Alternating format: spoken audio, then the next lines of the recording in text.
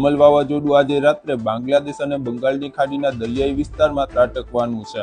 આ વાવાઝોડું લેન્ડફોલ કરશે ત્યારે તેના પવનની ગતિ 120 થી લઈને 130 કિલોમીટર પ્રતિ કલાકની રહેશે। આ સંપૂર્ણ માહિતી વિશે વિડીયો અંદર વાત કરીશું, તો વિડીયોને છેલ્લે સુધી જોતા રહેજો અને ચેનલમાં નવા છો તો ચેનલને સબસ્ક્રાઇબ કરી લેજો। બંગાળની ખાડીમાંથી ચક્રવાત સક્રિય થઈ રહ્યું છે। હાલ આ ચક્રવાતને લઈને પશ્ચિમ બંગાળના કેટલાક ભાગમાં વરસાદી માહોલ સર્જાયો છે। ત્યારે હવામાન વિભાગે ચક્રવાતને લઈને માહિતી આપી છે કે આ ચક્રવાત ક્યારે અને ક્યાં ટકરાઈ શકે છે। બંગાળની ખાડીમાં બની રહેલા ચક્રવાતી તોફાન 110 થી 120 કિલોમીટર ઝડપે આવી શકે છે। અહીં 135 કિલોમીટરની ઝડપ પકડી શકે છે।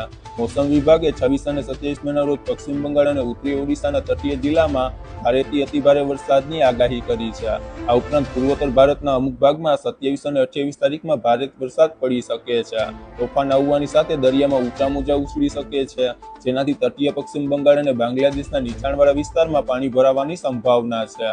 હવામાન વિભાગે મચ્છીમારોને બંગાળની ખાડીના ઉત્તરીય ભાગમાં દરિયો ન ખેડવા સૂચના પણ આપી છે।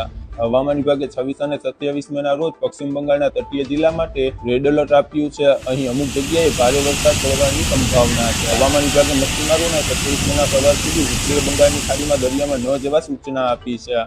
ભારતીય હવામાન વિભાગે કહ્યું છે કે ચક્રવાતની અસરને કારણે આજથી ઉત્તર અને દક્ષિણ ઓડિશામાં હળવાથી મધ્યમ પ્રકારનો વરસાદ અને ગાજવીજ સાથે વરસાદ પડવાની સંભાવના છે। વરસાદ અને વાવાઝોડા સંબંધિત તમામ માહિતી મેળવવા માટે અમારી ચેનલને સબસ્ક્રાઇબ કરો।